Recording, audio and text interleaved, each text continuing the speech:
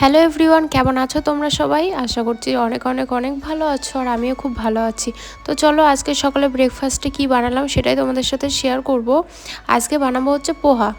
তো পোহা বানানোর জন্য ফার্স্টেই চিড়েটাকে জল দিয়ে ধুয়ে জলটা ঝরাতে রেখে দিয়েছি, আর তোমরা তো দেখতেই পেলে কি সুন্দর ঝুরঝুরে হয়ে গিয়েছে। আর এদিকে আমি ফার্স্টে তেলের ওপর বাদামটা দিয়ে বাদামটাকে ভেজে তুলে নিয়েছি। তারপর পেঁয়াজ, কাঁচা লঙ্কা, হলুদ, লবণ দিয়ে ভালো করে পেঁয়াজটাকে ভেজে নিয়েছি। আর হ্যাঁ, তোমরা কমেন্টে বলো পোহা খেতে কে কে ভালোবাসো, অবশ্যই কমেন্টে বলো কিন্তু। আর এদিকে আমার বর এদিকে নারকেলের চাটনি বানানোর জন্য সব কিছু রেডি করে নিয়েছে। আর এদিকে দেখো আমি এবারটা চিড়েটাকে দিয়ে দিয়েছি।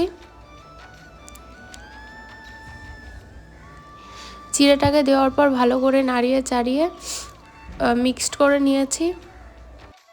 এবার দিয়ে দিয়েছি বাদাম। বাদাম দেওয়ার পর ভালো করে নাড়িয়ে চাড়িয়ে তারপর লেবুর রস আর ধনেপাতা দিয়েছিলাম, সেটা স্কিপ হয়ে গিয়েছে।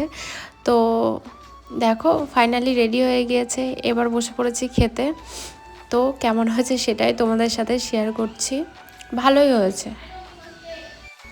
আর হ্যাঁ, আমার ভিডিও দেখতে তোমাদের কেমন লাগে অবশ্যই জানিও।